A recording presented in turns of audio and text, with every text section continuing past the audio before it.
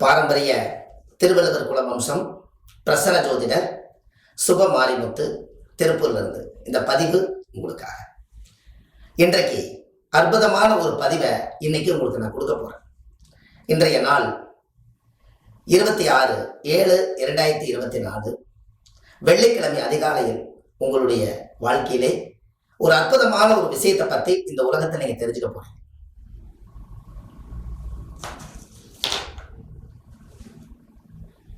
அப்போ ஜாதக ரீதியா நீங்க தெரிஞ்சுக்க வேண்டிய ஒரு விஷயம் என்ன அப்படின்னு கேட்டீங்கன்னா, பொதுவாகவே இந்த உலகத்துல முக்கியமான ஒரு விஷயத்தை தெரிஞ்சுக்கணும். யாருடைய ஜாதகத்துல எல்லாம் லக்னத்துல மாந்தி தோஷம் இருக்குதோ அவங்களுக்கு ஒரு அற்புதமான ஒரு ரகசியத்தை சொல்றேன். இதுவரைக்கும் திசையை நீங்க பார்த்துருப்பீங்க. அதாவது சூரியன், சந்திரன், செவ்வாய், புதன், குரு, சுக்கிரன், சனி, ராகு, கேது எல்லாமே சொல்லியிருப்பீங்க. அதையெல்லாம் மீறி இந்த மாந்தி என்பது என்ன அப்படின்னு கேட்டீங்கன்னா, இருக்கிறதுலையே ரொம்ப ஒரு கடுமையான ஒரு போராட்டமான விஷயம்தான் மாந்தி. இந்த மாந்தி என்ன பண்ணு அப்படின்னு கேட்டீங்கன்னா, யாருடைய ஜாதகத்தில எல்லாம் இந்த மாந்தி இருக்கிறதோ அவங்களுக்கு கடுமையான பிரேத தோஷம் அந்த குடும்பத்துல இருக்கு. அந்த பிரேத தோஷம் ஜாதகத்துல எப்படி அப்படின்னு கேட்டா, உங்களுடைய வாழ்க்கையில எந்த ஒரு காரியமா இருந்தாலும் இந்த பிரேத தோஷம் அப்படியே ஸ்டாப் பண்ணி, நிறைய பேர்த்துக்கு கல்யாணம் ஆகாம இருக்கிறதுக்கு நிறைய பேர்த்துக்கு இந்த மாந்தி தான் காரணம். இந்த ஜாதகத்துல லக்னத்துல மாந்தி இருந்தா உண்மையாலுமே அவங்க வாழ்க்கையில எதையுமே அனுபவிக்க முடியாது. அப்போ இந்த மாந்தி தோஷம் சாதாரண விஷயமா நீங்க சொல்லுங்க. இந்த உலகத்துல அப்பேற்பட்ட தோஷத்தை யாருமே சுமக்க கூடாது. இந்த மாந்தி தோஷம் எப்படி வருதுன்னு உங்களுக்கு தெரியணும்ல. நம்ம முன்னோர்கள் யாரோ ஒருத்தர் அனாதையா போய் இறந்துருப்பாங்க. வாய்க்கால விழுந்து, ஆத்துல விழுந்து, சூசைட் பண்ணி இப்படி ஏதாவது இறந்துருப்பாங்க. இந்த இறந்தவங்களுடைய ஆத்மா சுத்திக்கிட்டே தான் இருக்கும். ஆனா உடம்பை எடுத்து யாரோ ஒருத்தர் அனாதைன்னு சொல்லி அடக்கம் பண்ணிடுவாங்க. அடக்கம் பண்ணினதுக்கு அப்புறம் இந்த மாந்தி என்ன பண்ணு அப்படின்னு கேட்டீங்கன்னா, கரெக்டா இந்த உயிர் இந்த ஆத்மா கரெக்டா யாருக்கு லக்கணத்துல மாந்தி இருக்குதோ அந்த ஆத்மாவுடைய தோஷம் தான் லக்கணத்துல மாந்தி. லக்கணம் என்பது அவங்களுடைய ஜாதகத்தில் இருக்கிற முகம் தான். இந்த முகத்தை முதல்ல அதுக்கு எடுத்து போடும். பிறக்கும் போது பாருங்க, வளர வளர அழகா இருப்பாங்க. இந்த லக்கணத்துல மாந்தி கல்யாணம் முடிக்கிற வயசு வரும்போது முகத்தை முதுமையாக்கிடும். அவங்களோட கிளையே இல்லாம போயிடும். அவங்க உடம்புல நெகட்டிவான ஒரு கர்மா உள்ள இருக்கும். அதுல இருந்து அவங்களால வெளியிலேயே வர முடியாது. அவ்வளவு பெரிய ஒரு தோஷத்தை அப்படி ஒரு கர்மா உட்கார வச்சு, என்ன ஒரு தோஷம். அப்ப இந்த லக்கணத்துல மாந்திக்கு அந்த காலத்துல முன்னோர்கள் சொல்லுவாங்க, குளிகன் நின்ன வீடு குட்டிச்சவர். குளிகன் நின்ன வீடு குட்டிச்சவர். அந்த காலத்துல மாந்திக்கு குளிகன்னு சொல்லுவாங்க. அப்ப அந்த காலத்துல இந்த குளிகன் நின்ன வீடு குட்டிச்சவர்னு முன்னோர்கள் சொன்னதை அந்த காலத்துல யாருக்கு தெரியல. இப்ப தெளிவா குளிகனாலும் மாந்திதான், மாந்தினாலும் குளிகதான் இப்ப எல்லாத்துக்கும் தெரிய வச்சிட்டோம். அதுக்கப்புறம் தான் அந்த ஜாதகத்துல மாந்தி என்பது பிரேத தோஷம் இருக்கு. இந்த பிரேத தோஷம் இருப்பதனால இந்த கர்மாவிலிருந்து உங்களால வெளியில வர முடியல. அப்ப இந்த மாந்தி தோஷத்தை கம்ப்ளீட்டா சுத்தமா நிவர்த்தி பண்ணி உங்க வாழ்க்கையில அசுர வளர்ச்சிக்கு நீங்க வரணும்னா, எல்லா தோஷம் நீங்கணும்னா, ஒரு ஆதரவற்ற ஒரு பிரேதம் எடுத்து அடக்கம் பண்ணினீங்கன்னா உங்க ஜாதகத்துல மாந்தியோட தோஷம் நிவர்த்தியா, லக்கணத்துல மாந்தியோட தோஷம் நிவர்த்தியா. இந்த மாந்தியோட கர்மா தான் இந்த ஜாதகத்தினுடைய விதிவிலக்கு. அப்ப இதை நீங்க கரெக்டா செய்யணும் அல்லவா. உங்க ஜாதகத்துல அந்த ஊழ்வனை தோஷம்ங்கிறதா அது. அப்ப இந்த மாந்தி என்பது பிரேதம். இந்த பிரேதத்தினாலதான் அவங்க ஜாதகத்துல ஒரு இருள் வாழ்க்கை மாதிரியே உட்கார்ந்துருப்பாங்க. அடுத்த லெவலுக்கு அவங்களால வர முடியாது. இதுக்கு எல்லாமே அந்த மாந்தி, அந்த கெட்ட நெகட்டிவ் கர்மா தான் உங்க உடம்புலயே இருக்கும். ஒரு காலையில எந்திரிச்சு உட்கார்ந்தாலே ஒரு பாத்தீங்கன்னா ஏதோ ஒரு சோகமான ஒரு நினைவுகள் உள்ள ஓடிக்கிட்டே இருக்கும். அப்படி இந்த பாசிட்டிவ் எனர்ஜி வரவே விடாது இந்த லக்கணத்துல மாந்தி கர்மா. அப்பேற்பட்ட மாந்தி கர்மா இன்னைக்கு மட்டும் அது நிவர்த்தி ஆச்சுன்னா உங்க வாழ்க்கையில நீங்க எப்பேற்பட்ட இடத்துல இருப்பீங்க.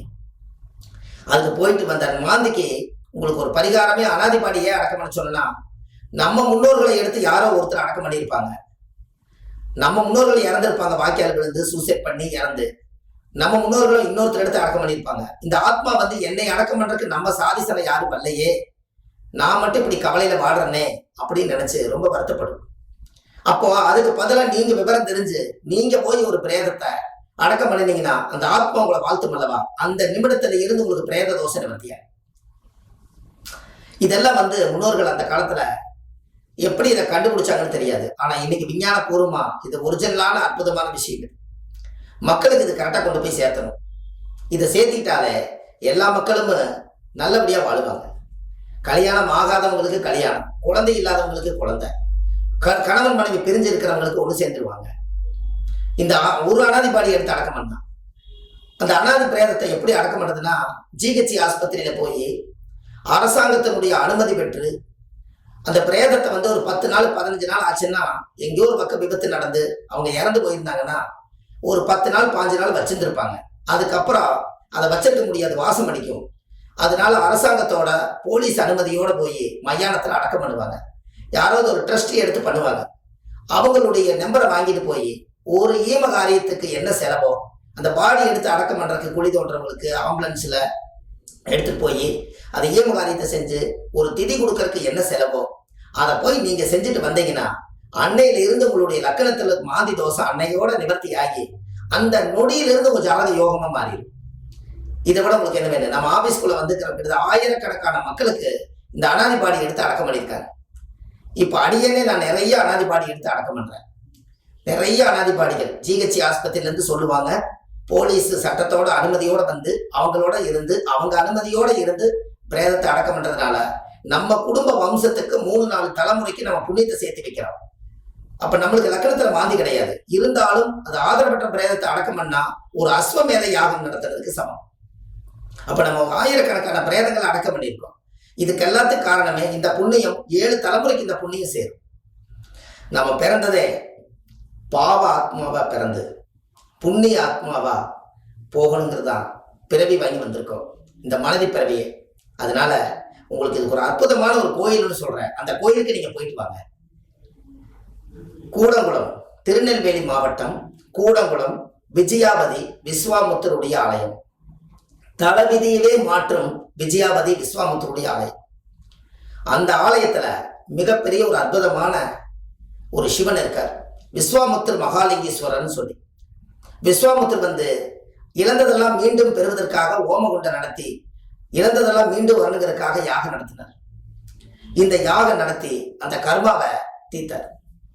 அப்போ ராமர் தசரதனுடைய மகாராஜா, அவருக்கு புத்திர தோஷம் இருந்ததுனால விஸ்வாமுத்திர தான் குடும்ப ஜோசியர். அவர் கூப்பிட்டு பையனுக்கு ஜாதகத்துல அவருக்கு என்னைக்கு எனக்கு குழந்தை பிறக்குன்னு கேட்டிருக்காரு. யாரு? தசரத மகாராஜா. அவர் ஜாதகத்தை பார்த்து அன்னைக்கே விஸ்வாமுத்திர மிகப்பெரிய ஒரு ஜோசியரத்தை இருந்திருக்காரு. புத்திர யாகம் பண்ணீங்கன்னா உங்களுக்கு ஆண் குழந்தை பிறக்குன்னு சொல்லியிருக்காரு. சரி, அதுக்கு உண்டான ஏற்பாடுகள் எல்லாம் செய்யுங்கன்னு இவர் சொல்றாரு, தசரத மகாராஜா சொல்றாரு. உடனே அந்த யாகத்தை ஏற்பாடு பண்ணி புத்திர யாகம் நடத்துறாரு. யாகம் நடத்தி 3வது மாசமே ராமர் கன்சீவ் ஆயிட்டார். ஆண் குழந்தை ராமரே பிறக்கிறார். பிறந்தோடனே அவர் முன்னாடியே விஸ்வாமுத்திர தான் ராமர்னு பேர் வைக்கிறார். அவரு தான் வாழ்க்கையை வழி நடத்துறார். கடைசியில சீதா தேவிக்கு ராமருக்கும் கல்யாணம் பண்ணி வைக்கிறார். இவ்வளவும் விஸ்வாமுத்திர செஞ்சிருக்கார். அப்ப எவ்வளவு பெரிய பாரம்பரிய குடும்ப ஜோசியர் இருந்திருப்பார். ராஜாவுக்கே ஜோசியம் பார்த்திருக்கார். அப்பேற்பட்ட விஸ்வாமுத்தர் அந்த யாகம் நடத்திட்டு இருக்கும் போது அந்த ஜாதகத்துல மெயினா பார்க்கும்போது பொதுவாகவே அந்த விஸ்வாமுத்தருடைய அமைப்பு இவ்வளவு பெரிய அற்புதமான ரகசியம் அங்க இருக்கு. அப்போ முன்னோர்கள் அந்த காலத்துல இதையெல்லாம் கண்டுபிடிச்சு வச்சிருக்காங்க. அதனாலதான் அந்த கோவில். அப்ப ராமர் கால சூழ்நிலையின் காரணத்தினால அந்த ஜாதகத்துல மெயினா ராமருடைய மனைவிய ராவணன் கடத்திட்டு போனதுனால ராமர் கோபம் ராவணன் ஒரு சிவனுடைய பக்தரை கொண்டுட்டார். அப்ப ராமருக்கே பிரம்மகத்தி தோஷம் பிடிச்சு அவருக்கு பிரேத தோஷம் இருந்தது.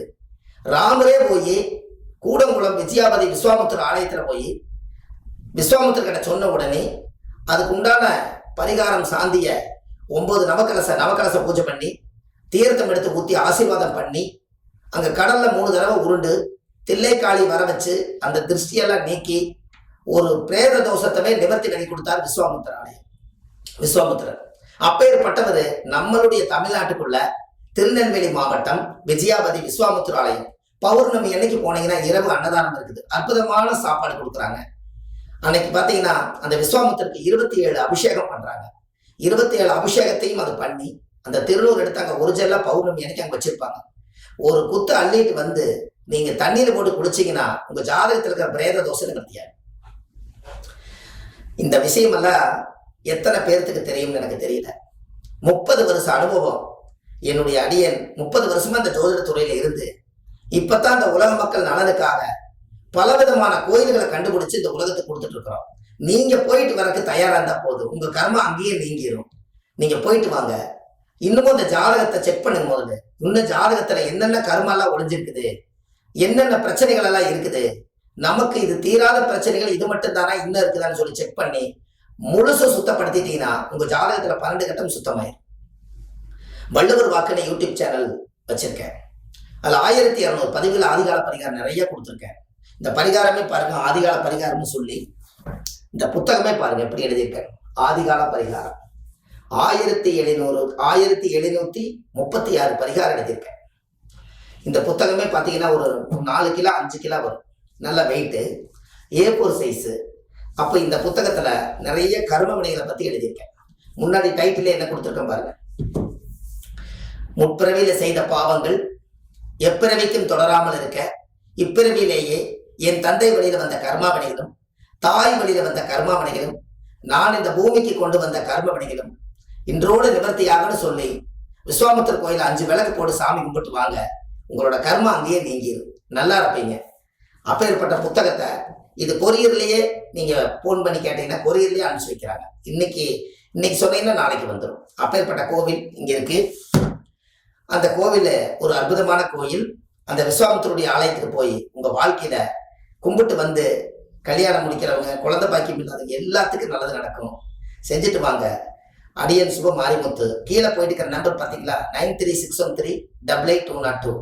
இந்த நம்பருக்கு கால் பண்ணீங்கன்னா உங்க ஜாதகத்துக்கு அப்பாயின்மெண்ட் கிடைக்கும். ஆன்லைன்லேயே நம்ம ஜாதகம் பார்க்குறோம், நேரடியாகவும் பார்க்குறோம். அப்போ எல்லாம் பார்த்து உங்க ஜாதகத்தை கிளியர் பண்ணி இன்னமும் ஆதிகால பரிகாரங்கள் மக்களுக்கு என்னென்னலாம் கொடுக்கணுமோ எல்லாம் உங்களுக்காக தரேன். அடியன் சுப மாரிமுத்து. வாழ்க்கையில எத்தனையோ கஷ்டத்துக்கெல்லாம் நிறைய தீர்வு கொடுத்துருக்கேன். வாழ்க்கையில நீங்களும் விஸ்வாமித்திர ஆலயத்துக்கு போயிட்டு வாங்க. அந்த புண்ணியம் எல்லா மக்களுக்கும் வந்து சேரட்டும். வாழ்வது ஒரு முறை, வாழ்த்தட்டும் தலைமுறை. அடியன் சுப மாரிமுத்து. அடுத்த பதிவில் உங்களை சந்திக்கிறேன். நன்றி, வணக்கம்.